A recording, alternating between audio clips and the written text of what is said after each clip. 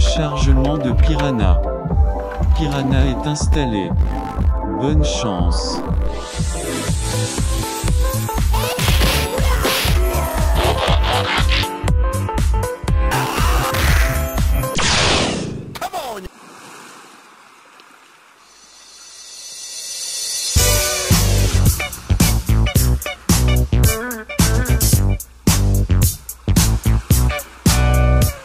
Salut les aventuriers, bienvenue à un nouvel épisode du podcast dont vous êtes le héros. Et là, on est de retour dans notre saga Piranha.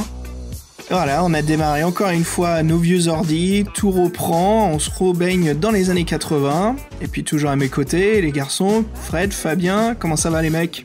Bah super, merci, toujours content de vous retrouver, la fine équipe, et c'est vrai qu'avec cette couverture de Piranha, il y a un air de fête, en plus on se rapproche des beaux jours et des vacances, donc c'est sympa cette couverture pour ce Piranha-là. Oui, Fabien, tu nous as sorti un numéro là, bien d'été, hein. Ah oui, bonjour à tous, oui tout à fait, donc c'est le numéro 7 de Piranha. Mine de rien, on arrive quand même à la fin du magazine, parce que je vous rappelle, il n'y a que 11 numéros, donc on a dépassé déjà la moitié.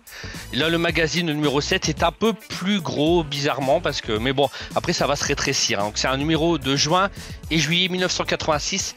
Et c'est vrai que c'est surprenant parce qu'il est très bien coloré, mais surtout sur la couverture, parce qu'à l'intérieur, c'est un peu plus noir, voilà. Ah oui, donc moins en moins de pages colorées. Et tu disais, bizarrement, celui-là, il est un peu plus grand. Est-ce que c'est parce que c'est un... Est-ce que c'est un bimensuel à la base, Piranha ? Non, c'est un mensuel, mais je pense que pour le numéro d'été, en fait, voilà, ils ont voulu c'est pour ça qu'il est un peu plus gros, alors. Oui, il est un petit peu plus gros. Il y a une réponse aussi, c'est que l'aventure elle-même fait 25 pages scannées, donc il y en a beaucoup plus que certaines qui en font que 7 ou 8 ou 12, donc là 25 pages, ça rajoute déjà la moitié de pages en plus par rapport à une aventure qu'on a l'habitude de faire.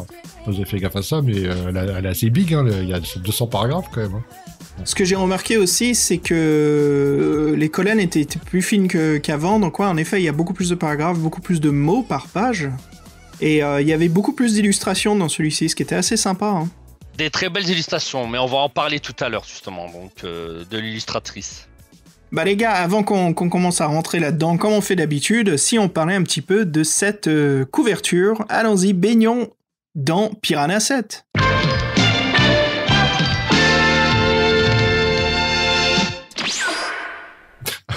Baignons, c'est le mot, parce que là, en fait, c'est des touristes qui sont entassés dans à la plage, et il n'y avait pas 1 mètre cube d'espace entre eux, donc c'est les vacances à la française, quoi. Bienvenue, c'est la Côte d'Azur, c'est la fête. Et puis, je me suis dit, Fabien, l'amoureux des bêtes, Fabien, est-ce comme tu remarques, là, il y a des gens avec un parasol qui se baignent dans l'océan, au-dessus du parasol, il y a un chien. Il y a un chien, tout à fait, oui, voilà. Ouais, ouais, c'est vraiment sympa, cette affiche très colorée. Il y a même une otarie, d'ailleurs. Donc, une otarie Ah oui, je la vois, ça y est, à droite. Donc pour les auditeurs, voilà, en fait, en créant notre vignette, on a repris justement la couverture, celle-ci, parce qu'elle était vraiment très vacances d'été.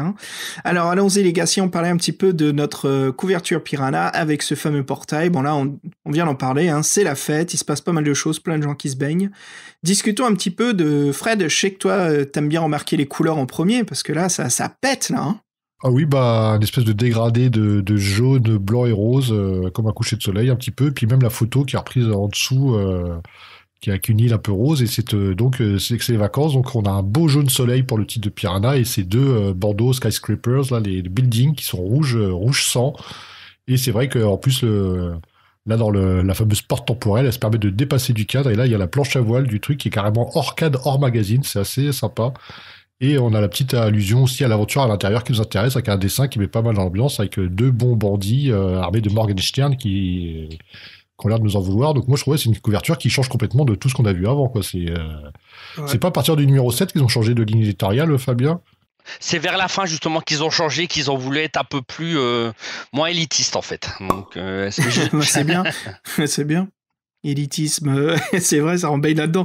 Ah, c'est le jeu de shot, c'est ça. Puis notre podcast Piranha, à chaque fois qu'on dit les mots élitistes, et c'était quoi l'autre mot ? Austère élitiste. À chaque fois qu'on dit les mots, il faut prendre un shot de votre poison préféré. Bah ouais, assez sympa cette couverture. Alors Fabien, vas-y, dis-nous un petit peu qu'est-ce qui se passe là-dedans, qu'est-ce qu'on retrouve dans ce Piranha ? Bah en fait, c'est toujours surprenant. Hein. Donc je vous rappelle, le magazine c'est pour les enfants de 12 ans. Et dès qu'on ouvre le magazine, dans les premières pages, il parle de Tchernobyl. Donc voilà. Donc, en même temps, on est en 86, hein, donc c'est inévitable. C'est l'actualité. Ouais. Mais je ne sais pas si les enfants de 12 ans s'intéressaient vraiment à Tchernobyl. Hein. J'avoue que... ils n'avaient pas le choix. Hein. Ils se demandent tous pourquoi ils ont un 6e doigt. Hein. Donc, et il y a des morceaux, des interviews en fait. Ils interviewent des personnes et c'est assez surprenant parce qu'il y a des personnes qui disent, j'avais noté, une personne qui dit c'est con pour les autres pays et ils espèrent que justement le nuage arrive, quand il arrivera en France, ça sera bien tout dissipé. Ah oui, je me souviens la fameuse blague des frontières qui allait empêcher le nuage de Tchernobyl de passer par-dessus la France. Les Alpes ont arrêté le nuage, ils s'arrêtaient à la frontière de la France, respectueusement. Respectueusement, voilà, il avait pas les papiers, il avait pas de visa, donc voilà. Il s'est arrêté. Ouais, c'est comme celui de Fukushima aussi. Non, il était dans le Pacifique, il était peinard. Je te jure, qu'est-ce qu'on n'entend pas. Alors attends, juste un petit rebondissement là-dessus, Fabien. Alors, on vient de décrire une magnifique couverture, les gens s'amusent en maillot de bain, c'est l'été. Première page, explosion de Tchernobyl, drame humain. Et en plus, ils appellent l'article le nuage de la peur. Donc... Mais qu'est-ce que c'est que ça?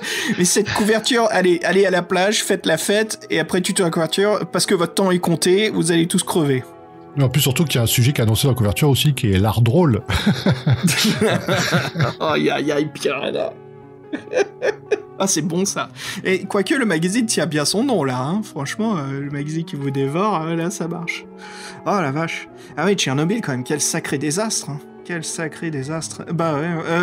Fabien, dis-nous, qu'est-ce qui se trouve après cela, la fin des législations, c'est ça, hein? Ça, on n'en parle plus, hein. Ils en parlent plus, heureusement. Par contre, ils parlent aussi d'un autre sujet qui doivent aussi intéresser les jeunes, la privatisation de TF1, parce que c'est vrai que les enfants...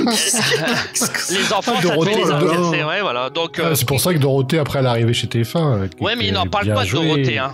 Ils n'en parlent pas de Dorothée. Ils parlent vraiment de la privatisation de TF1, ils parlent de Bouygues, parce que c'était Bouygues qui avait acheté TF1 quoi. Voilà, donc c'est vraiment ils ne parlent pas du tout de ce qui va se passer, hein, des nouveaux programmes. Oui, mais c'est un truc d'élite. L'élite, elle déteste parler de Dorothée. Ils voyaient ça comme quelque chose de cheap, bon marché, et pourtant ils ont rien pigé à la génération qu'elle a créée, quoi. La culture en ont aussi, hein, qui est très importante de la Japanimation en France. Non mais ça... Moi j'ai une question, Fabien. Est-ce qu'il y a les noms des auteurs des articles? Oui, attends, je vais regarder, j'ai le magazine. Ce serait bien, ce serait de croiser, si vous savez, c'était pas les mêmes qu'à Télérama de l'époque, quoi. Normalement, oui, hein, parce qu'en fait, les journalistes de Piranha, c'est justement Télérama. Ouais, tout à fait. Hein, c'est déjà pour des adultes, c'est imbuvable, alors s'ils s'adressent à des enfants, laisse tomber, quoi. Est-ce que tu crois que c'était tous les articles rejetés par Télérama, ils savaient pas quoi en foutre, donc ils les mettaient il les fourrait dans Piranha? Mais non, mais le mec, il faisait de ça de 17h à 19h avant de se barrer, il faisait des articles jeunesse, vas-y... c'est la happy hour Piranha. Ouais, les mecs, c'est happy hour, allez, on se marre pas trop, mais... Ok, tu sais, ils mettaient tous des petits bouts de papier avec Tchernobyl, élection présidentielle, législative, jeu de rôle. Voilà, et tu piochais dedans, et le mec, tu vois, le truc qui était fait pour Piranha, l'équipe normalement qui aimait parler de ces choses-là, le journaliste, il pioche, il a jeu de rôle, et la première chose qu'il dit, c'est « Oh, ça me fait chier, j'ai pas envie de parler de jeu de rôle, je peux parler de Tchernobyl, c'est plus intéressant. » Non, mais on vend un magazine qui est désigné au livre-jeu, et à l'aventure, et à l'imagination.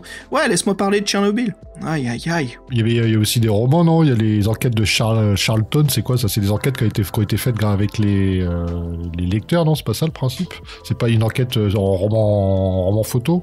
Voilà, tout à fait, mais c'est vraiment... C'est pas du tout intéressant. Moi, je les ai lus et ça donne pas envie. Hein. Ça en feuilleton, en épisode, j'ai pas envie de savoir le suivant, tu sais, quand je les lis. Donc c'est... mais bon, il faut participer les lecteurs, en fait. Voilà. Mais... Ça me fait penser aux BD photos là qu'il y a dans Fluide Glacial ou dans les National Lampoons. Ah oui, c'était kitsch, ça. Ouais. C'était kitsch. Bon, c'était basé sur la sale blague, quoi. Ouais. Par contre, il y a une nouvelle rubrique, qui est là et que je trouvais vraiment plutôt drôle. Et ça s'appelle les essais du labo. En fait, Piranha demande à des enfants ce qu'ils pensent chaque mois sur un thème précis. Et là, ce mois-ci, c'est sur des légumes. Donc Piranha demande à des enfants ce qu'ils pensent de la courgette. Putain, mais c'est pas possible. Du brocoli, de l'artichaut et du fenouil. Je suis sûr que ça a remplacé le clairon des cantines. Ah non, il y a encore le clairon, il y a encore. Ils sont où, là? Ils sont à Reims, là? Ils sont... Non, mais les gars, je suis tout seul ou je suis seul qui pense que c'est nul? Quoi, le clairon des cantines? Non, c'est pas intéressant tout ça, c'est naze. Tout ça. Quel est ton légume préféré? Mais la carotte, comme ça, je te la fous dans le cul, quoi. Mais c'est nul, on s'en tape. Oh. Après, j'ai trouvé ça très drôle. Hein. Moi, j'ai bien aimé cette rubrique-là. Donc, je l'ai trouvé complètement Bon, différente. bah voilà, Fabien, il me prouve tort. Voilà, il y a des gens qui ont envie de lire ça. Ok. Ah bah, Attends, je préfère lire un truc sur le fenouil qu'un truc austère sur Tchernobyl. Hein. Franchement. Voilà. Et dernière question dans le courrier des lecteurs, est toujours là notre psychotique fan, là, ou pas, là? Alors, je t'avoue que j'ai pas lu entièrement les petites annonces. Hein, mais, Buffalo Bill. C'est le truc le plus sympa du. C'est savoir si elle est encore là, quoi. Ouais, Charlotte. Le silence des Charlottes. Ouais. Le silence de Charlotte.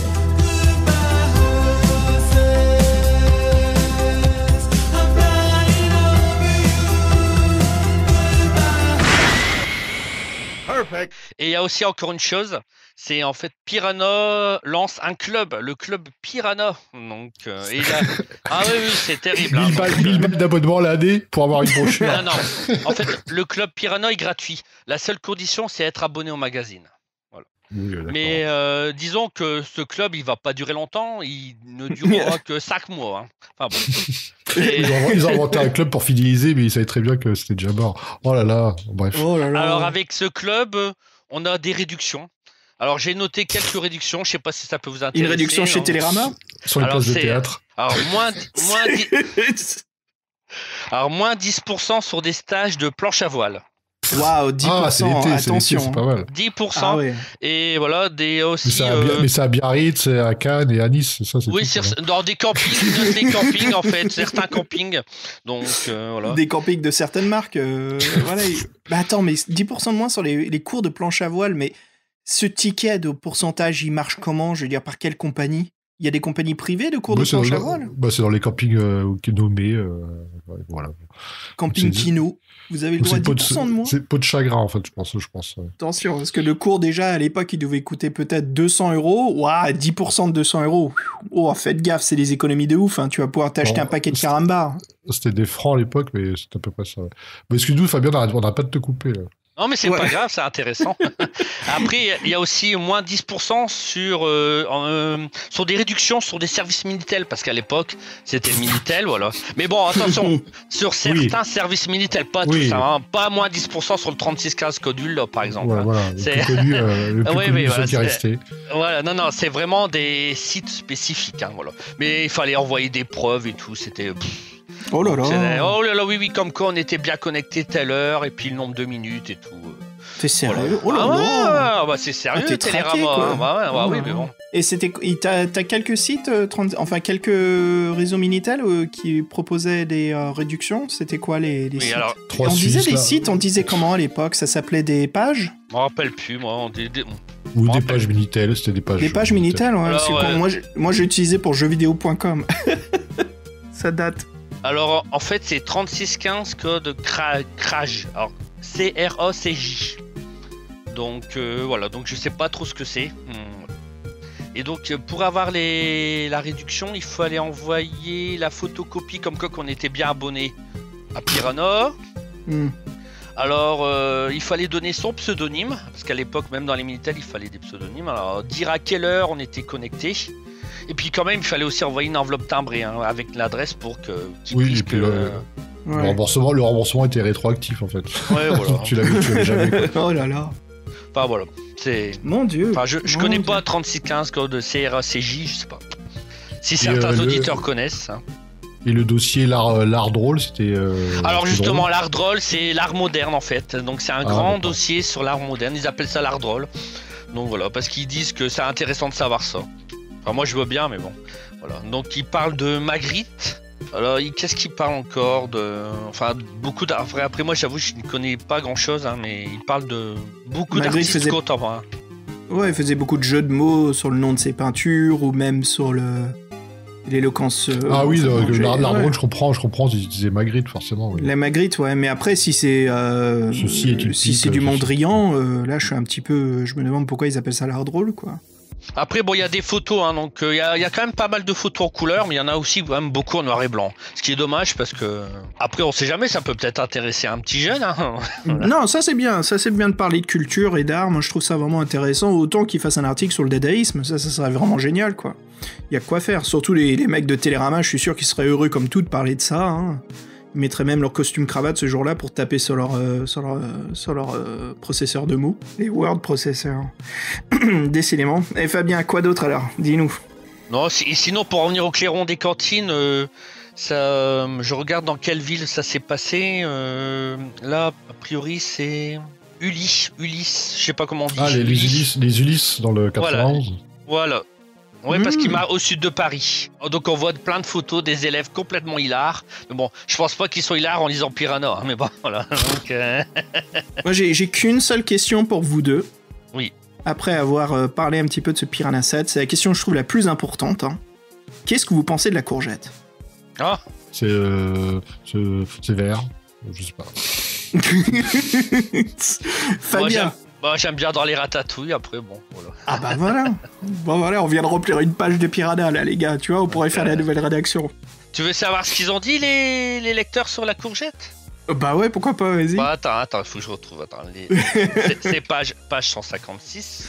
Je te jure, il y a un mec qui trouve notre podcast, un nouvel auditeur, il met tu sais, il a envie de savoir un petit peu de quoi il s'agit ce podcast, et là, il met il se balade dans le timecode et il pose l'indicateur à ce moment-là où on parle de courgette. Il se dit, mais c'est quoi ce podcast? Je croyais qu'il parlait de livre-jeu. Donc, donc il parle du prix au kilo, donc 10 francs au kilo, voilà. Alors, les bonnes ménagères, les futures bonnes ménagères. Alors, c'est allongé comme une banane, la courgette à la peau verte avec des petites taches. Rassurez-vous, ce légume ne nous vient pas de la planète Mars. Super. Se mange cuit, un goût un peu amer. Il y a des petites graines au milieu qu'on ne sent pas. Voilà. Et après, à la fin, il y a une petite recette de cuisine pour faire une salade. Ah bah c'est sympa ça. Ils ont dit à l'instant que ça se mangeait cuit, mais maintenant ça va, d'accord. Donc voilà. Bon bref. Bah, c'est sympa de faire son livre dont vous êtes le héros, l'aventure, pendant que t'as une recette de salade d'été. Je trouve ça cool. Ça c'est sympa parce que ça fait vraiment...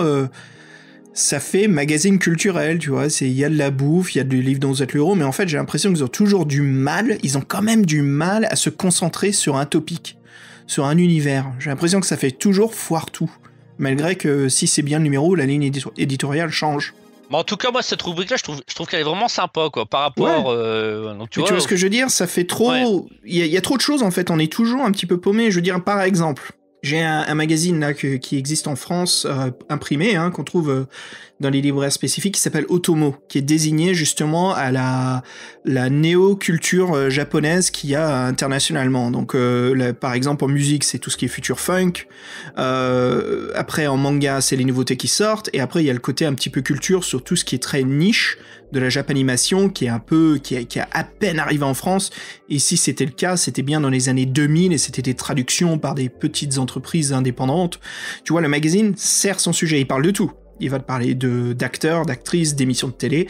C'est autour de l'univers très niche des années 70 du Japon qui revient aujourd'hui, qui est remis à jour. 70-80 on va dire. Pendant que Piranha, tu vois, ils arrivent pas à cerner ce sujet, quoi. Ils arrivent pas à... C'est toujours très vague. Et j'ai l'impression que c'est plus le magazine sur la culture française de ce que les parents pensent qui est le cas de leurs enfants. Après, peut-être que... Tu vois, c'était une excuse... tu vois, les parents, ils achetaient ça en disant, oui, il y a du texte. C'est pour les enfants, parce qu'ils voulaient que les parents voulaient que les enfants lisent. Tu vois, comme l'article, il y a beaucoup de texte, pas beaucoup de photos, pas beaucoup d'images, quasi pas de bande dessinée, en disant, voilà, tu vois, les parents disaient, bah tiens, c'est un bon magazine, ça coûte cher, mais c'est pas grave, au moins l'enfant, il va lire, quoi. Ça, c'est une bonne chose, ouais, c'est toujours bien, surtout à notre époque aujourd'hui, il y a encore plus de façon de procrastiner sur la lecture. Ouais, c'est bien, quoi, c'est une bonne chose. Après, enfin, je trouve ça vraiment... Disons que Piranha s'est condamné dès le début, quoi. Je pense que si c'était concentré sur un type de topic, sur ce qu'ils avaient prévu, l'univers des livres-jeux, et ça peut être un peu le jeu de rôle... Comment il s'appelle ce fameux magazine en France? Je sais même pas s'il existe toujours. Asmodée, c'était ça? Non, ça c'était une boîte d'édition, il y avait Casus Belli ou... Casus Belli, voilà, c'était le magazine du jeu de rôle. qui interviewait des écrivains, qui parlaient de jeux de rôle, qui parlaient aussi d'extensions, mais le thème, c'était l'univers du jeu de rôle. Ils avaient même des articles sur Warhammer, qui étaient de la figurine, qui s'écartait un peu du jeu de rôle, mais qui restait dans cet univers. Eux, ils ont bien cerné le truc. Ça existe toujours, Cassius Belli ? Je pourrais pas te dire. Ok. Enfin, voilà, Piranha, quoi. C'est un magazine qui s'est dévoré lui-même. Et les piranhas se dévorent pas eux-mêmes, d'ailleurs ? Je sais pas. Ah, entre elles, je veux dire. Ah, si, sûrement. Si une qui est malade, tchac. Voilà, c'est ce qui est passé, c'est ce qui se passe au magazine, quoi. Il se bouffe lui-même, quoi. C'est dommage. C'est vraiment dommage parce qu'il y a une excellente idée, il y a une belle inspiration et surtout, malgré qu'on s'amuse beaucoup à critiquer la ligne éditoriale, les gars, il y a quand même des moments où il y a des choix vraiment sympas, quoi. Je veux dire, moi, des histoires de Rodol, comme on a vu dans les précédents épisodes, et puis même là, bon, on va en parler, hein, mais la pierre de sang, moi, nickel. Hein. Franchement, Gallimard, il aurait dû s'allier à Pif Gadget, il y aurait plus de... On aurait eu plein d'objets cultes, qui seront encore cultes et rares. Et c'est un truc... On aurait eu des dés spécifiques, livre dont vous êtes le héros, quoi. Le truc qui vaudrait une fortune sur eBay maintenant. avec les portraits de Ian Livingstone et... avec votre masque Steve Jackson ou Ian Livingstone au choix. Voilà, dans une pochette surprise dans le prochain Piranha. Collectionnez chaque mois les pages de votre propre livre-jeu à monter. Ah, ils avaient fait ça, Pif Gadget, justement, pour un livre de magie, en fait. Tous les semaines, ils avaient acheté... Il y avait quelques pages, en fait, et à la fin, on avait un bouquin au bout de plusieurs numéros. Ils avaient fait ça. Mais ça, c'est un truc très européen. C'est en presse, c'est les trucs à construire, où c'est genre 200 numéros et t'achètes tous les semaines, un truc comme ça, non ? Del Prado édition, je connais. Et ça se fait toujours en Europe, surtout en France. Oui, on a énormément.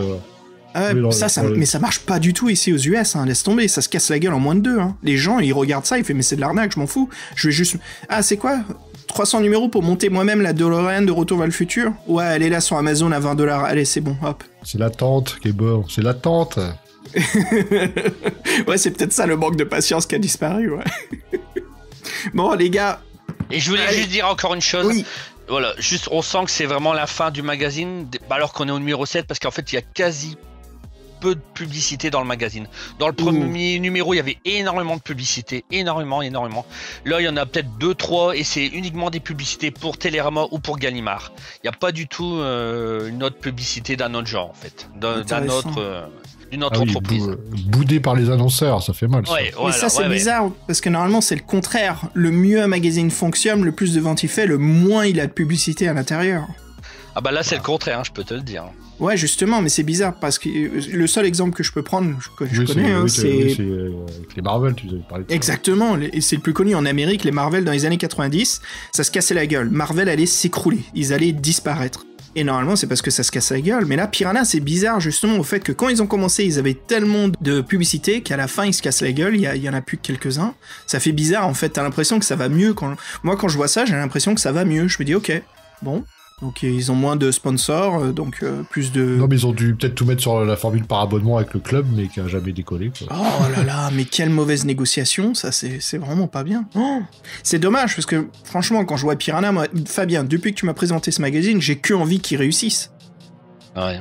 Mais bon, j'aurais pas des bonnes nouvelles pour toi bientôt, hein, donc...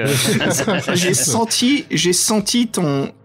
Quand t'as dit ouais, j'ai senti l'amour que t'avais dans le magazine et comme quoi c'était une tristesse vraiment chiante qu'il soit disparu. Ouais, c'est marrant, quoi. Enfin, ouais, c'est vraiment un magazine intéressant et c'est dommage, je trouve, moi, qu'il ait pas réussi. Mais derrière, on voit, on comprend, je crois qu'on les gars, si vous êtes d'accord avec moi, on comprend un petit peu à travers ces numéros pourquoi ça réussit pas, hein. On a force assez débattu, donc on le disait, c'est le problème à Piranha, donc voilà. Austère et élitiste. Allez hop, 2 shots là d'un coup. C'est dans la merde.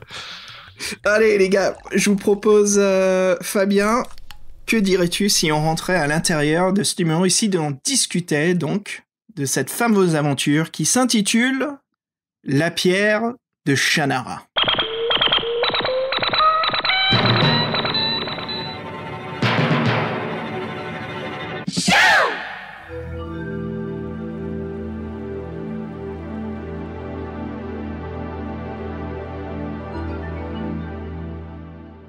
Ok les gars, on y est, à fond dedans là.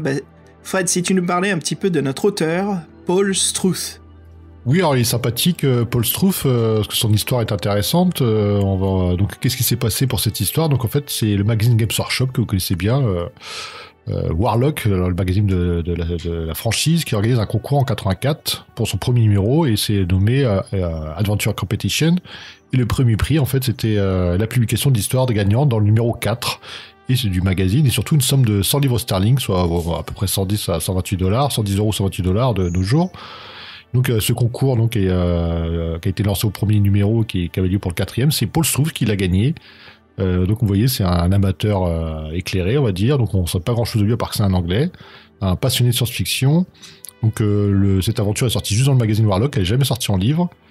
Sachant donc qu'elle a fait 200 paragraphes, le titre original de l'aventure est The Dervish Stone, la pierre du derviche, et pour s'attirer les faveurs du jury, il a utilisé quelques références au labyrinthe de la mort, Paul, et vous l'a montré par là qu'il connaissait bien son sujet, et donc voilà, c'est quelqu'un qui a gagné un concours, et c'est vrai que son histoire de 200 paragraphes tient sérieusement la route, quoi.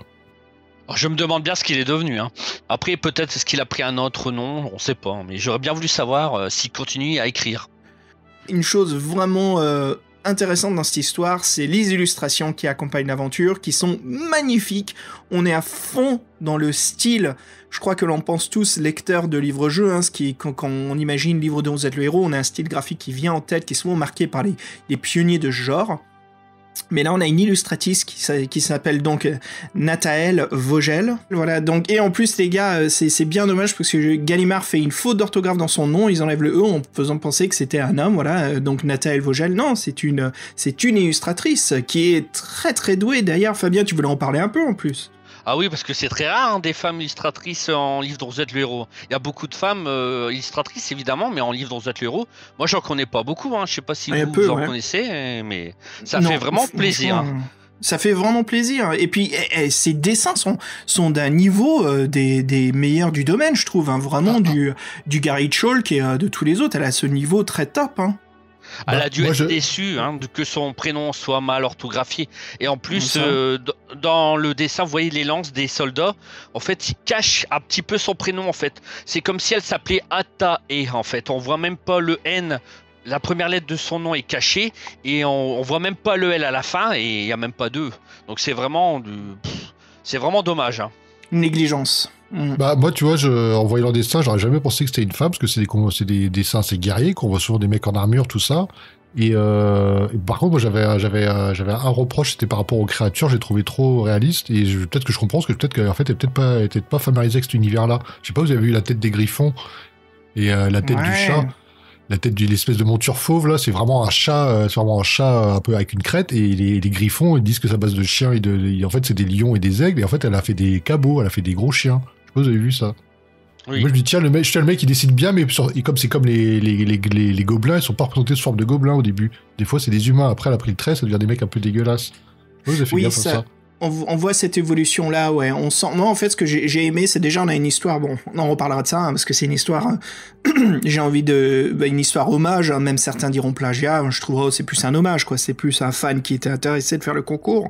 Mais en interprétant son histoire, je trouvais que Nathaël, elle a vraiment réussi à invoquer un univers unique et particulier à l'illustration. Le fait qu'elle dessine pas, comme tu disais, Fred, les orques comme des orques, qu'elle les dessine de sa façon. Moi, je trouvais ça vraiment intéressant. Alors, je sais pas si elle ne savait pas ou justement elle s'est dit putain, j'ai pas envie de dessiner un orc comme un orc, tu vois, ça me saoule, j'ai envie de le faire de ma façon. J'ai trouvé ça assez unique. En fait, ça m'a permis justement d'entrer dans un nouveau domaine. Et tu sais, les gars, je vous en parle de tout ça souvent, c'est que on reprend un peu ces codes de l'heroic fantasy, mais ils sont toujours identiques. Pourquoi est-ce que le gobelin, il est toujours identique? Pourquoi est-ce qu'il n'est pas différent, vu que c'est l'univers d'un autre auteur? Tu peux reprendre le même nom pour familiariser le lecteur, mais après, le fait de l'illustrer ou de le décrire différemment, ça ajoute cet univers et ça le rend unique en fait. Et moi je trouvais ça vraiment sympa à travers ces illustrations. Bah après moi c'est juste pour les lutins que ça va poser problème parce qu'ils ressemblent à des humains, mais après c'est vrai que les orques sont plutôt bien faits et puis le reste des dessins sont superbes, ça c'est clair. Hein. Ouais, et les elfes, l'équivalent des elfes, c'est ça les lutins dans l'histoire, non Fred? Oui, c'est des lutins. Faisait penser au... J'ai oublié le nom des êtres dans le cristal noir. Ah, je pourrais pas te dire. Vous voyez de quoi je parle? Oui, Dark Crystal, mais... Dark Crystal, ouais. De Jim Henson. Ouais, j'ai oublié le nom. Mais c'est les petits êtres, en fait, c'est un peu... Ils ont comme un museau, en fait, au visage, et ils ont des oreilles d'elfes. C'est une entité comment dire, qui sort de l'imagination de l'inspiration de Jim Henson et de son équipe. Donc c'était assez spécifique. Mais voilà, moi j'ai trouvé ça vraiment chouette, quoi, sur Nathael, la façon dont elle démontre et elle visualise l'univers, j'ai trouvé ça chouette, quoi. Alors pour parler un petit peu plus de Nathael, alors elle est française, hein, elle est née en 1953 et elle a fait des études dans les Beaux-Arts pour se spécialiser dans l'illustration de jeunesse. Alors la concurrence à l'époque, elle était rude, hein. Déjà, vous savez les gars, on est à fond dans les années 80, donc là, l'Heroic Fantasy, je crois qu'elle est au pic de la vente commerciale, hein. Il y a tellement de romans qui sortent, aujourd'hui c'est plus la SF, j'ai l'impression, qui sort. Donc voilà, elle acceptait tout type de travaux pour tous les journaux qui voulaient bien de ses illustrations, de son art, son talent. Et c'est à 33 ans qu'elle a commencé à faire des dessins, voilà, et qu'elle est rentrée justement dans l'univers, comment dire, qu'elle est rentrée sur le projet en fait de la pierre de Shannara. Et dans les années 80 aussi, elle décida d'écrire également une histoire pour les enfants, et en plus aussi de l'illustrer, hein, son talent principal. Et le titre de cette histoire, elle est connue sous le Nounours de Noël. Alors les gars, vous en avez entendu parler de ça, Fabien, toi? Ah non, moi je connaissais pas, j'ai regardé un peu sur Amazon, hein, pour voir la couverture du bouquin, mais non, moi je connaissais pas du tout. Il n'y a pas de réédition peut-être ou... Ça je ne sais pas. À noter aussi que les illustrations de Nathael pour cette aventure sont inédites, hein. Les dessins de la version originale de la pierre de Shannara sont de Tim Sale. Donc voilà les gars, dans l'édition anglaise on a un autre illustrateur, donc ça veut dire qu'on a deux univers visuels pour la même histoire, ce qui est quand même vraiment intéressant je trouve. C'est marrant, donc c'est une histoire qui est jamais sortie en livre, qui est juste sortie en magazine, mais elle a eu droit à deux illustrateurs, c'est ouf quand même. Hein. Ouais, c'est super. Je crois que je l'ai, le Warlock 4. Je vous propose dans le prochain podcast d'en parler. Si j'arrive à le retrouver, je posterai des images. Ah oui, parce que j'aimerais bien voir justement la différence d'illustration. Moi, ça m'intéresse. J'en ai quelques-uns, ouais. J'en ai pas beaucoup parce qu'ils coûtent très cher. Et comme je vous ai dit, les gars, c'était pas de la colle, c'était des agrafeuses qui tenaient la colonne au magazine. Donc, à travers le temps, ils tiennent pas très bien. Hein. Les couvertures, souvent, elles sont vendues sans ou détachées. Donc voilà, son livre. Et dernier détail, les gars, si je vous parle de Tim Sale, ça vous rappelle quand même un grand classique des livres dont vous êtes le héros, non? Ah bah bien sûr, hein. C'est le manoir de l'enfer. Bim. Il est énorme celui-ci, c'est un peu... Vous êtes d'accord avec moi que c'est le défi fantastique qui a le plus de fans, qui a le plus de reconnaissance? Ouais, je pense aussi, ouais. Mais je pense que c'est aussi le livre... Sorcellerie est pas mal là, aussi. Hein. Ouais, mais ça c'est, je veux dire, dans l'univers défi fantastique. Oui. Ouais. Bon. Et je pense que dans le manoir de l'enfer, c'est le livre aussi qui a le plus de tricheurs, hein, parce que pour finir l'aventure... Je crois que ça plairait énormément à Fred parce que c'est un Lovecraftien, c'est un très Edgar Allan Poe et très... C'est celui que t'as fait avec Ludo, non? C'est pas celui-ci? Non, je comprends. Non, là c'était un autre que j'aime beaucoup, celui-là c'est la Citadelle du Chaos, c'est un de mes petits préférés. Hein. Ah, tu l'as jamais fait, Fred? Ah non, moi les défis fantastiques, j'en ai très peu joué, ceux que je fais, c'est ceux que je fais pour l'émission, j'ai pas le temps. Ouais. Parce que là, le manoir, il est excellent, hein. Il a vraiment une ambiance. Hein. Fred, on l'accompagne à travers le podcast, ouais, tu découvres tout, et puis maintenant tu commences à être un bon initiateur, quoi. Bah, tu sais quoi, je vais me barrer, je vous raconterai plus tard, mais quand même, je me suis dit que j'étais quand même ça vernis avec les livres de héros, parce que dès qu'il faut faire, il y a deux choix, il faut faire le mauvais choix, c'est le mauvais choix, il est pour moi, quoi. c'est tout le temps comme ça, quoi. Je crois que les auditeurs, ils le savent, ça, depuis un moment. Ah oui, mais ouais, ça me saoule, quoi, tu sais. J'ai tellement noté, j'ai rigolé aujourd'hui, j'ai noté le paragraphe et je suis sûr que je vais me planter. Ah, je me suis planté, j'avais 3 choix, j'ai fait le mauvais comme par hasard. Après, il y a un où il faut faire 2 choix, je fais le mauvais, je me suis planté. Si je te disais que dans celui-ci, la pierre de Shannara, j'ai trouvé un coup de pied à la Van Damme. Oh non, c'est pas possible. Ah non, j'y crois pas. Non.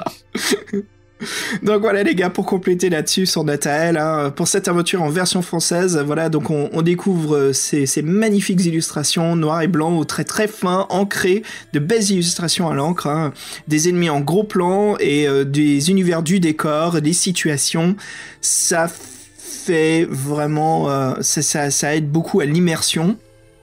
Et c'est magnifique, quoi. C'est vraiment des belles illustrations. Elles sont partout. On en a souvent sur les pages. Donc c'était vraiment chouette de découvrir Nathael Vogel.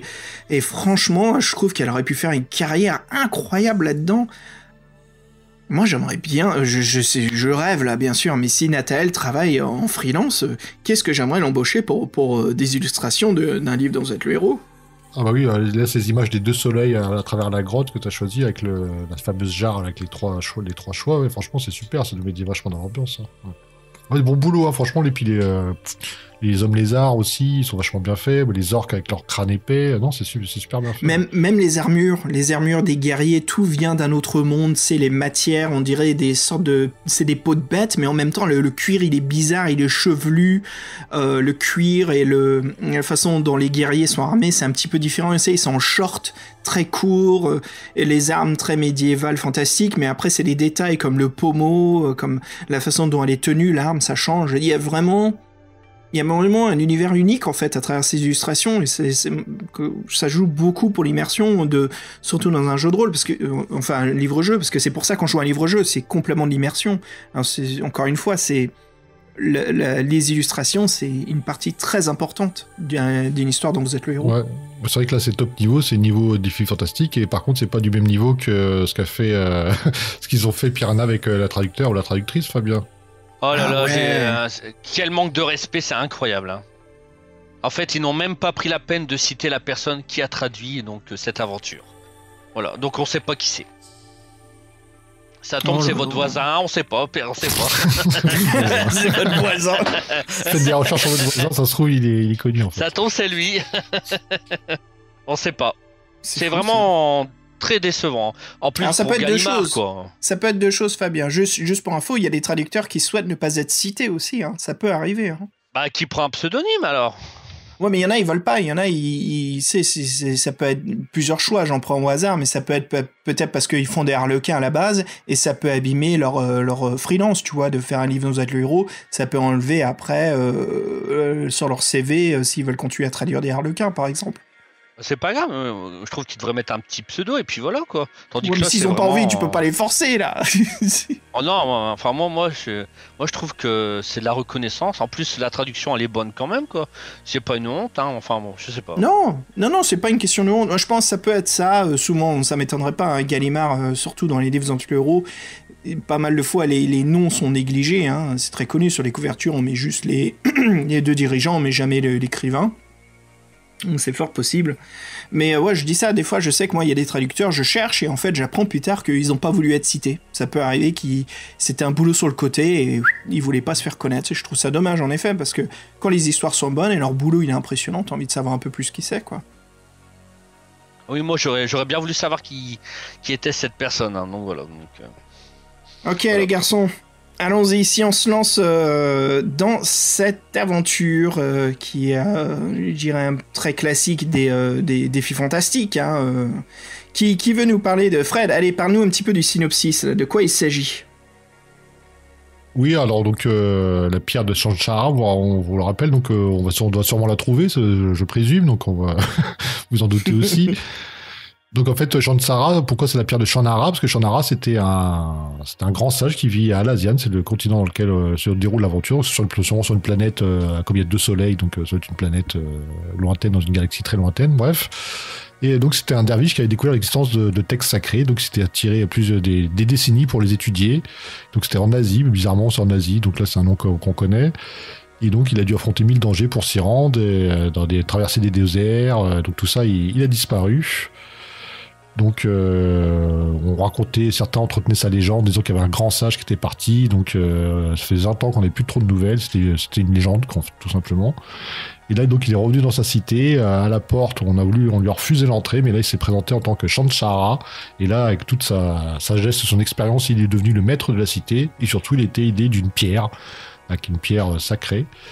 Et bien qu'il était vieux et usé par les épreuves, il était donc un grand sage.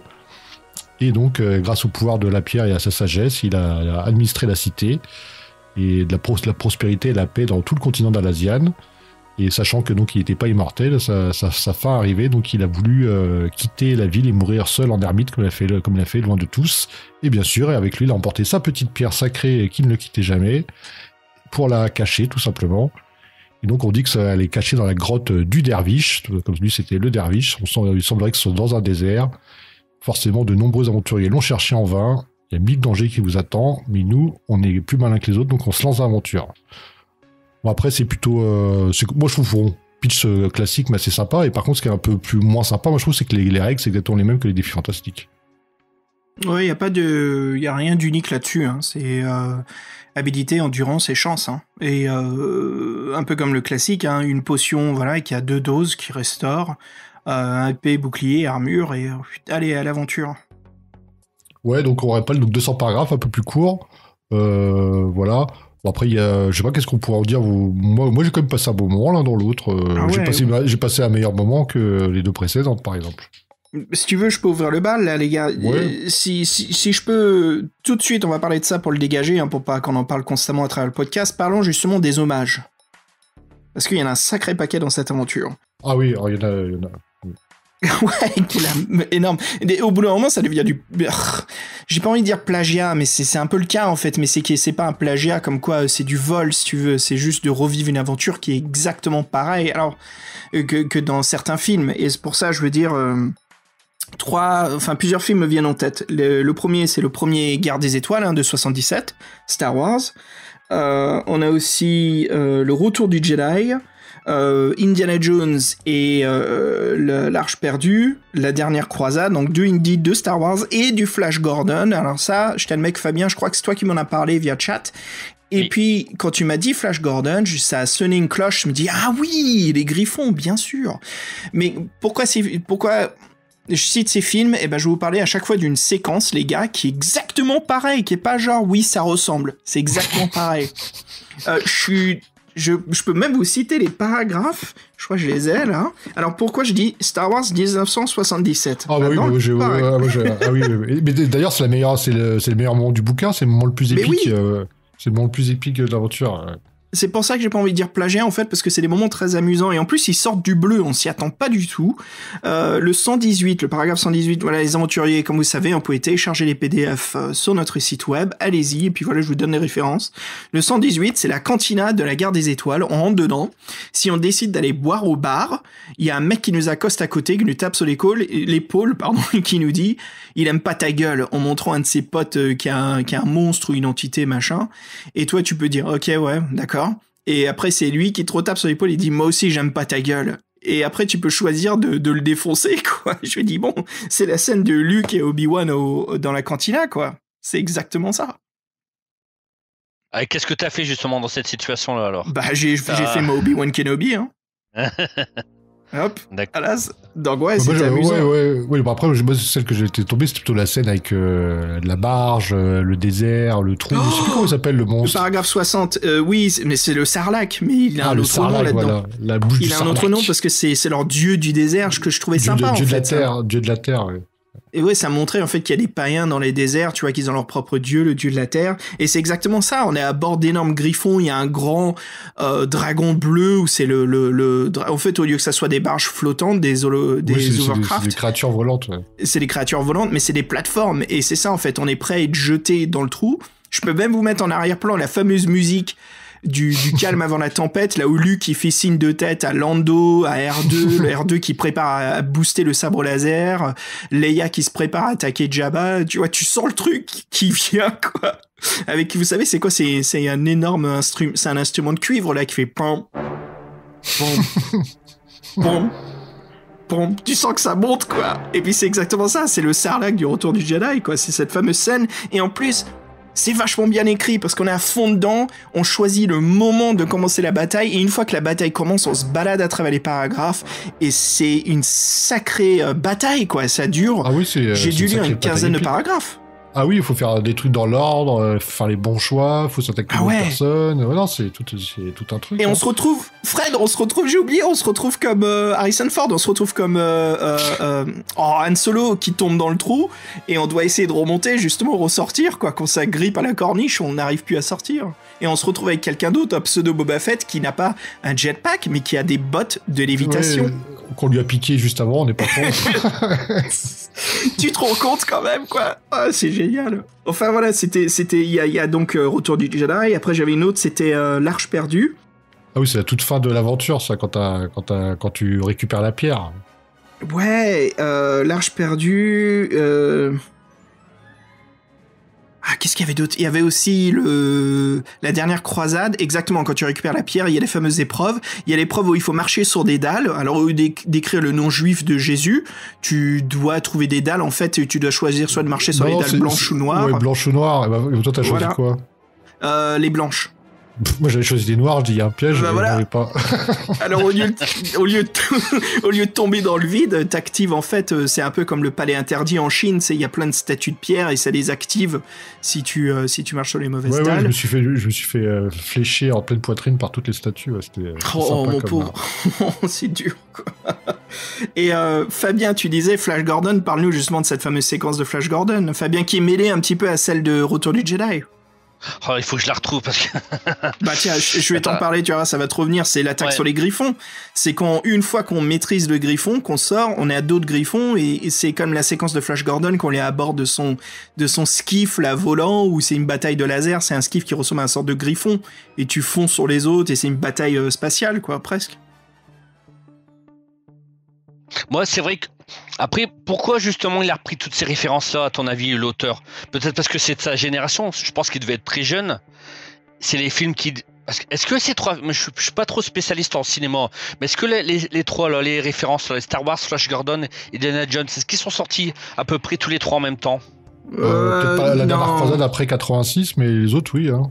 Ouais, parce que la dernière croisade, c'est le plus récent de toutes ces références. Le Retour du Jedi, c'est 83, Star Wars, c'est 77, mais tu sais, c'est des films qui sont inoubliables. On en parle toujours aujourd'hui en 2000. Ça partira jamais. C'est tellement important pour l'histoire du cinéma. Mais Flash Gordon aussi, Flash Gordon, c'est plus un film culte. C'est du Dino De Laurentiis classique, comme Conan le Barbare, comme tous les films que Dino a produits. Hein. C'est des films cheap, mais qui sont impressionnants sur leur côté, où il arrive à prendre des trucs qui font série B, mais en faire des films spectaculaires, quoi. Il est assez impressionnant là-dessus, ce producteur. Mais je pense c'est pour ça, Fabien, en fait, c'est des films qui font partie de notre génération, qui sont inoubliables, et je pense que si tu veux écrire un concours, il a fait un bon choix, c'est de prendre des choses qui marchent, en fait, et c'est des très bonnes séquences d'action. Ce que j'admire de notre écrivain Paul Struth, c'est qu'il est... c'est facile de reprendre, mais lui, il les a fait fonctionner, ces séquences en jeu dont vous êtes le héros. Les paragraphes, le choix des paragraphes est amusant, il fonctionne, et c'est vraiment une aventure. C'est pas juste une simple répétition, parce qu'il te propose aussi de changer les destins de ces séquences qui sont les plus connues. Tu vois, moi, j'ai choisi de faire exactement ce qui se passe dans la cantina de Tatooine. J'ai buté le mec là qui cherchait la merde, comme ce qu'a fait Obi-Wan.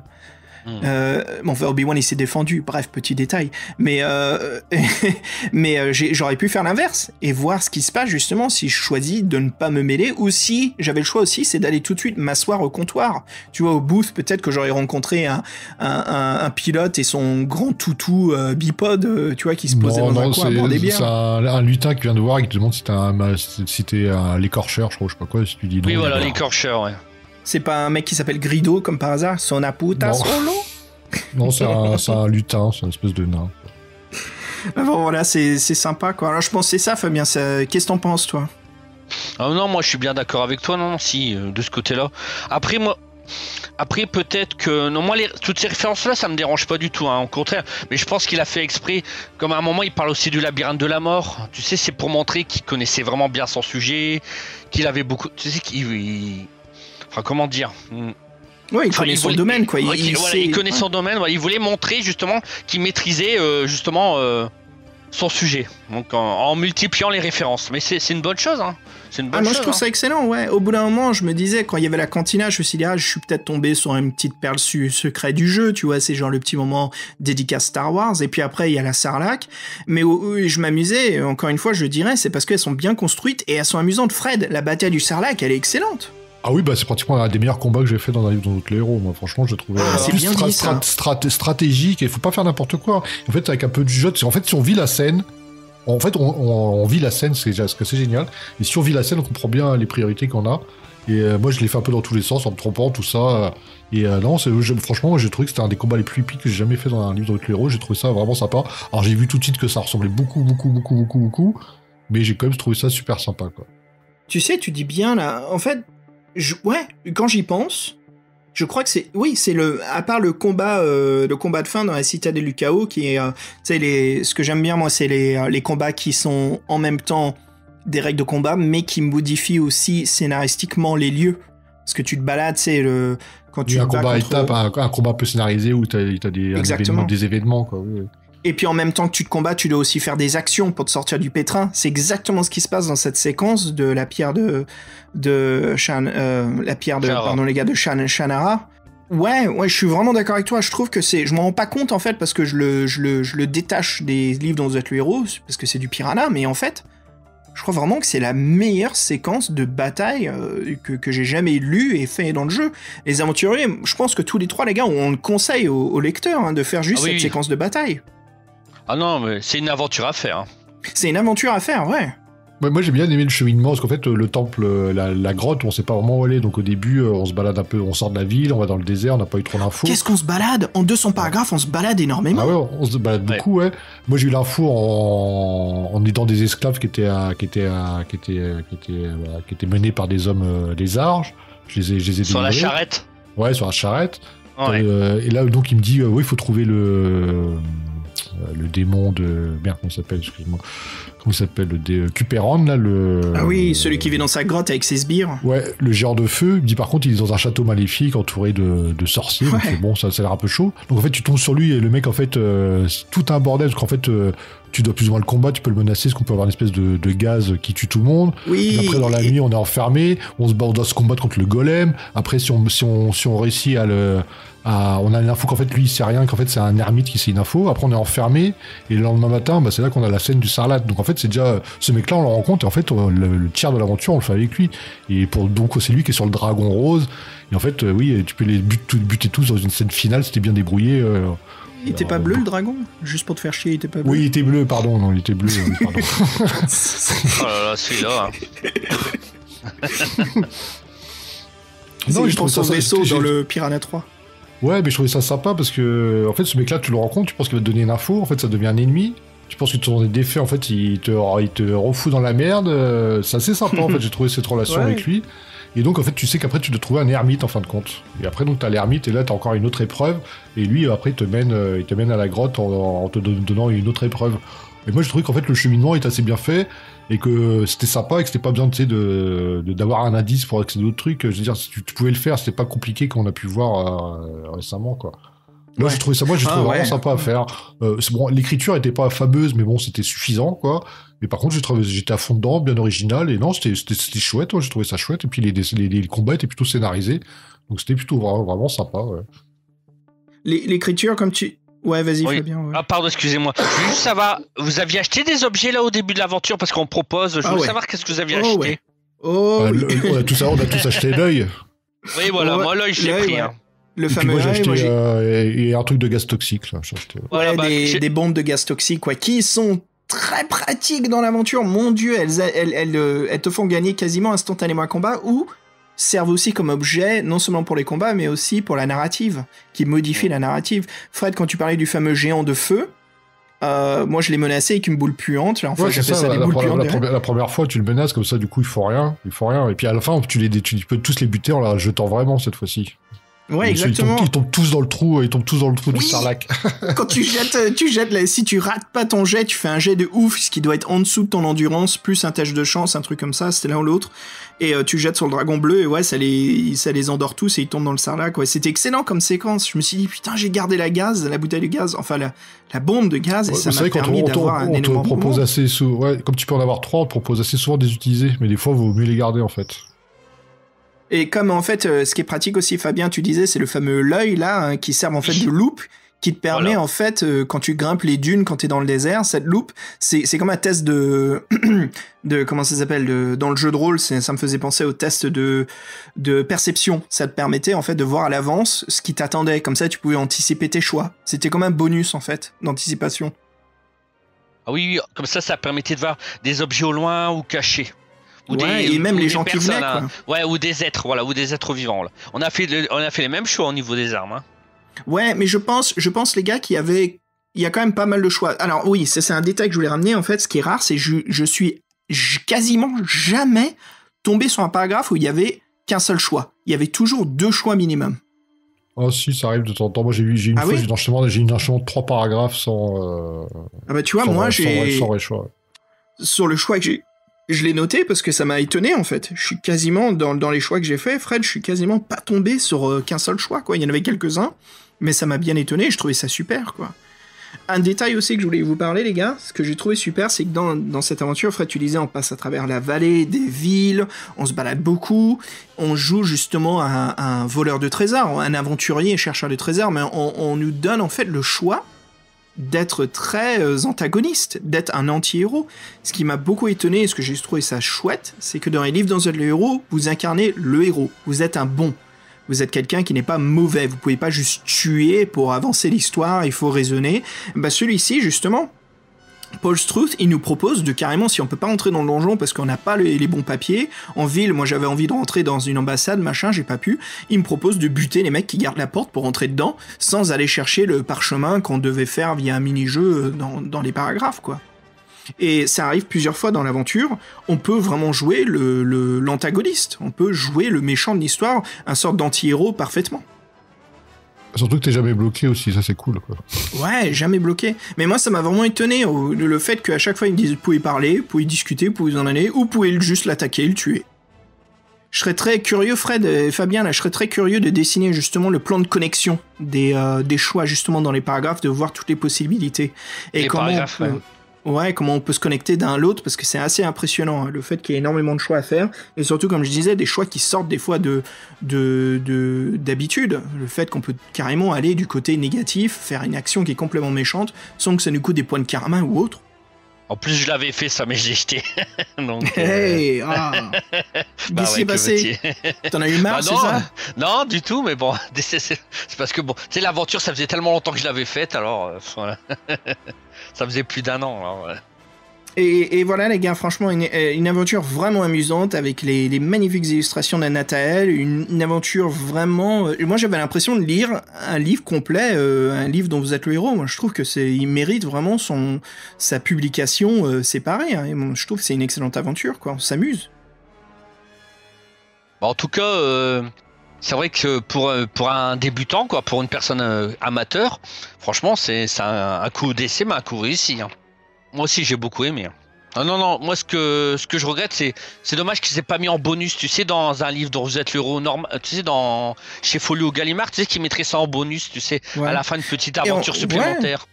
Mais le truc c'est qu'elle est énorme, quoi, comme on disait, je comprends ce que tu veux dire, mais c'est qu'elle est encore plus grande qu'une aventure bonus, quoi. C'est ça qui est impressionnant de cette histoire. J'ai l'impression que Piranha livre enfin... pour moi, mon goût, en tout cas, les gars, je trouve que là, waouh, le numéro 7 de Piranha, il m'a mis une superbe claque, quoi. Il m'offre vraiment une aventure, une aventure digne des défis fantastiques, qui est très amusante, qui est vraiment très bien faite, quoi. Bah moi, pour être franc, j'appréhendais vachement cette aventure par rapport aux deux dernières, qui pour moi c'était un peu trop too much, quoi. C'était des enfants, ils étaient sympas, mais ils l'avaient pas testé, il y avait trop d'incohérences. Oh, le temple de l'épreuve, hein. Temple de l'épreuve, oui, ouais, c'était une épreuve de jouer, quoi. Mais sinon, je me suis vraiment bien marré.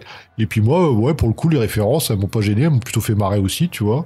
Donc, puis ça portait vraiment quelque chose. C'est pas juste, il glisse la référence, le mec fait la réplique et c'est tout. Non, là, il te fait la réplique, tu peux la faire. Là, le Sarlacc, le combat, il y a tout un enchaînement. Et en plus, t'as une fin où tu peux tous les faire crever dedans. Non, franchement, j'ai trouvé vraiment sympa. Bon, après, c'est la fin, Indiana Jones, c'est amusant à la fin, quoi, les épreuves et tout. Ouais, bah, il faut faire les dalles, après, il faut avoir le sac de sable pour substituer la pierre. Et c'est pour ça que je pensais à l'Arche perdue. Pardon. Ouais, la boule, il y a la grosse boule qui roule, qui arrive vers toi, ouais. Et d'ailleurs, il y a un piège que moi, je suis pas tombé dedans. Peut-être que vous me direz, moi, il y a une espèce de cercle de lumière. Il me demande si on veut le traverser ou pas. Alors, moi, j'ai fait le tour. Et après, t'as un gouffre. Bon, avec les bottes, c'est facile de sauter au-dessus. Mais est-ce que quelqu'un est rentré dans cette lumière? Non, personne? Non, c'était trop évident. Mais oui, mais même pour moi, c'était évident. Donc... Ah, mais Fred, c'est vrai. Tu m'as carrément. Oui, c'est ça, en fait, l'excitation, là, c'était la boule, le sac de sable qu'il faut inverser pour prendre le cristal sur la pyramide. Oui, après tu dois sauter par-dessus le gouffre, après t'as le truc de lumière, après t'as la boule qui vient une fois, en fait ta pierre elle revient une deuxième fois, puis en fait, la première fois tu te fonces dessus, tu dois t'aplatir, après elle te revient, tu dois courir pour atteindre la sortie, et elle est expulsée avec la jungle, voilà, comme dans le film, quoi. Puis après, en fait, c'est même le temple maudit, quand il y a la flotte qui traverse la mine des cartes de la mine, tu sais, à la fin, et justement ils doivent aller plus vite, et il y a l'eau qui les expulse à la fin. Mais en fait, ça vient de me souvenir, c'est carrément l'Arche perdue au début, parce que les dalles noir et blanc, en fait, c'est les dalles que Indy saute par-dessus, qui lancent des sarbacanes, là, empoisonnés. Enfin, des Non, mais c'est fléchettes ça, empoisonnées. moi, ça m'a fait penser à Indiana Jones, Star Wars, bon, Flash Gordon, j'avais pas la référence, je crois pas l'avoir vu, celui-ci. Un peu, c'est plus Sarlacc en fait que Flash Gordon, mais ça me, ouais, Fabien il faisait bien marrer là-dessus, parce qu'en effet, ça me fait penser à ça, cette grande séquence de guerre de Flash Gordon, quoi. Mais moi, je trouvais ça sympa. Moi, le seul bémol, je trouvais que c'est qu'il a repris les règles des défis fantastiques. Ça a peut-être été sympa de faire un autre truc. Ouais. Et comme c'était un concours Game Workshop, tu sais, peut-être qu'ils ont voulu. Qu'ils respectent les mêmes règles que les défis fantastiques. Ça se trouve, c'est peut-être dans les conditions du concours. Hein, on n'a pas ouais, je pense que ça devait être les conditions. Je pense que ça devait être ça. Moi, je lui donne 5 pierres de Shannara sur 5. Hein. C'est rare, mais là, ça le mérite. Je me suis bien éclaté. Après, quelqu'un l'a fait à la loyale, parce que moi, quand j'ai vu que c'était les règles habituelles, bon, j'ai pas voulu faire les combats, mais quelqu'un a fait l'aventure en faisant les combats pour voir s'il y avait parce que j'ai vu que les caractéristiques étaient assez hautes quand même, donc... Oui, très difficile. J'ai commencé à la loyale, je suis mort au bout du 7e combat, 6e, et au bout d'un moment, je repousse, je fais bon, celui-là, je le gagne, et au bout d'un moment, je lui dis, voilà, ça devient vraiment difficile, quoi. Il faut la jouer plus sage, et moi je la joue un petit peu aventurière, donc je me lançais pas mal dans les combats sans douter, mais il y a pas mal de fois où justement il y a une règle qui te permet de t'enfuir des combats. Oui, puis on peut aussi regarder les points de vie en se nourrissant, il y a un peu une gestion aussi des repas, ouais, qui est légère, mais qui intervient, ouais, non, mais là c'est vraiment bien foutu, en plus de sens, ça se lit vraiment très vite, hein. Franchement, pour débuter, ce serait pratiquement le parfait pour débuter, quoi. Tu le notes combien de griffons Sarlacc sur 5 ? Bon, moi, je mets 4 parce que je trouve qu'il manque un petit truc à l'écriture qui est purement informative et qui manque un peu de folie, quoi, de poésie, quoi, un peu de couleur. C'est un peu trop informatif, mais ça reste sympa, quoi. Et moi, je mets 4 aussi. Et par contre, je vais vous annoncer 4 griffons. 4 griffons, ouais, 4 hommes mal polis de la cantina. Voilà. 4 griffons laser. Ça me fait plaisir de vous voir fort enthousiaste, et en plus je vais vous annoncer une mauvaise nouvelle, parce qu'en fait c'est la dernière aventure dont vous êtes le héros pour Piranha. Après les autres numéros, il n'y aura plus ça, donc voilà. Ouais, bah écoute, mauvaise nouvelle, ok, mais au moins ils finissent fort. Oui, ils finissent fort pour les aventures dont vous êtes le héros. Ah ouais, en fait, il y en a eu qu'une seule qui était vraiment... Moi, le Rapt, ça va, oui. En fait, c'était l'effort qui était vraiment intéressant. Je trouvais ça vraiment cool, les 27 élèves avec le prof. J'ai oublié son nom. Je suis sûr que ça va m'en venir, parce que ce mec-là, il est vraiment super. Dominique Chiquet, voilà. Ça, c'était vraiment une superbe histoire. Mais après, le temple de l'épreuve, les autres... Et les épreuves visuelles, ça, c'est vraiment innovant et intéressant. Mais après, là, la pierre de Shannara, nickel, amusant, quoi. Excellent jeu. Tout à fait, Thierry. Pardon. Je suis assez remonté, hein. Okay. Ah non, on n'en sent pas là-dessus. Je suis assez remonté, hein. Et j'en ai poussé plus d'un de vous à jouer au livre dont vous êtes le héros, ok? Et ça fait mes 68. Ouais, bon, ouais. Ça fait mes 68, hein. Ok. Les gars, je crois que ça... Fabien, tu voulais rajouter quelque chose là-dessus? Dis-nous, parce que toi, tu es le doyen de Piranha. Non, mais je suis bien content de vous faire découvrir justement toutes ces aventures-là, parce que je pense que sinon vous n'auriez jamais joué, hein, donc ça me fait vraiment plaisir. Puis j'espère que des auditeurs aussi, ils vont jouer aussi. Ça me fera plaisir aussi de faire découvrir des histoires qui sont vraiment inconnues en France en tout cas. Tu verras, Fabien, pour 1 minute de scan que t'as passé, t'auras 100 auditeurs. 100 lecteurs. Moi, je voulais dire, ouais, ça m'a vraiment fait plaisir. Là, ça me fait plaisir de partager les scans, Fabien, que t'as fait, là, qu'on remet en page tous les deux, on fait un boulot là-dessus. Et après, tous les trois, voilà, on met sur le site web. Là, ça me fait plaisir de partager ça avec les auditeurs, hein, la pierre de Shannara. Bon, après, les goûts et les couleurs, hein, c'est sûr que ça va pas plaire à tout le monde, mais vraiment, vraiment amusant, quoi. Là, je suis content qu'on puisse remettre à jour cette histoire dont vous êtes le héros qui est un peu perdue, en fait. Complètement perdu d'ailleurs, hein, parce que je pense qu'on doit être les seuls à en parler. Ça, c'est évident. Ça, c'est, tu vois, si on fait les brocantes, quand je serai de passage en France cet été, j'ai envie de le retrouver, ce numéro en physique, quoi. Le Piranha 7, j'ai envie d'avoir cette histoire en physique dans ma librairie. C'est vraiment une pierre de Shannara cachée. Exactement. Ouais. Mais ils sont très durs à trouver, hein, les Piranhas. Franchement, il faut vraiment chercher. Et puis en bon état aussi, hein, donc. Voilà les gars, ça conclut un autre épisode de Piranha 7. On arrive bientôt vers la fin, mais voilà, c'était vraiment un épisode amusant les gars, un peu plus long que nos épisodes Piranha d'habitude.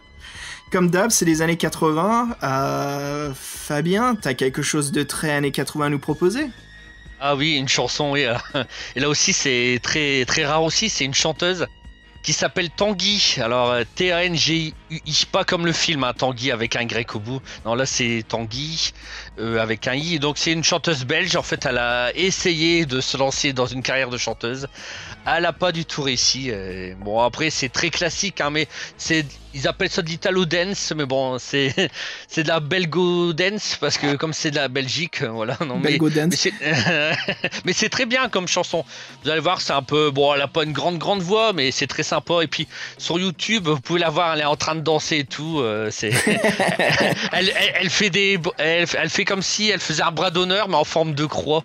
Donc c'est assez étonnant. Donc je vous invite à. C'est très new wave, quoi. Sur YouTube. Ouais, mais c'est vraiment, la chanson est vraiment bien, donc elle a pas du tout marché, donc elle a fait juste un seul single, un seul 45 tours, et voilà, donc j'ai essayé de rentrer en contact avec elle, j'ai pas réussi. Par contre, j'ai réussi à parler à son frère, donc son frère travaille aussi dans la musique. Et bon, voilà, pas mal, Fabien. On a notre propre fan de Charles Gainsbourg au podcast là. Je pense qu'il a dû me prendre pour un fou encore, parce que bon, donc parce que il devait être surpris qu'on s'intéressait pour une chanson qui a plus de 30 ans. Mais bon, en tout cas, il était content, ça lui a fait plaisir. Bah voilà les aventures, on vous laisse là-dessus. Fred, Fabien, les gars, c'était un vrai plaisir ce numéro 7. Et puis, je crois qu'on se retrouve prochainement pour peut-être, je sais pas si on continue du Piranha ou si on s'attaque à un livre-jeu. Ça sera peut-être un double héros, j'allais dire. Un double jeu. On verra ce qui se passe, les gars. C'est un vrai plaisir. Bon, on se retrouve bientôt. Et puis, à tous les auditeurs et à tous les gars. Allez, salut tout le monde. Ciao. À bientôt. La nuit vient de tomber. Dans ma chambre, je me contemple. Mon corps est tout bronzé. Peau glacée, glissée, j'en tremble. J'ai si tant caressé le rêve de l'émouvoir. J'aimerais t'en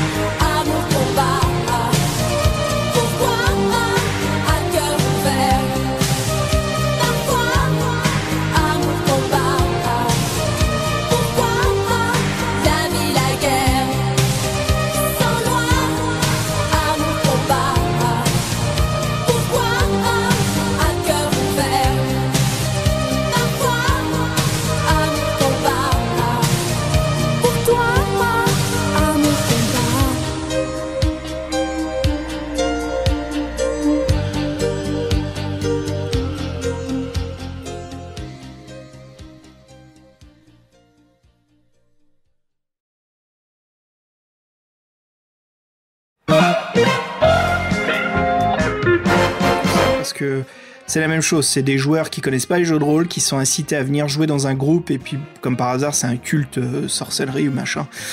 Elle lui dit « Who do you want to play ?» Donc en français, hein, tu veux jouer qui ? Et le mec, d'un ton sérieux, menton baissé, les yeux en hauteur, il fait « I want to be the warlock ».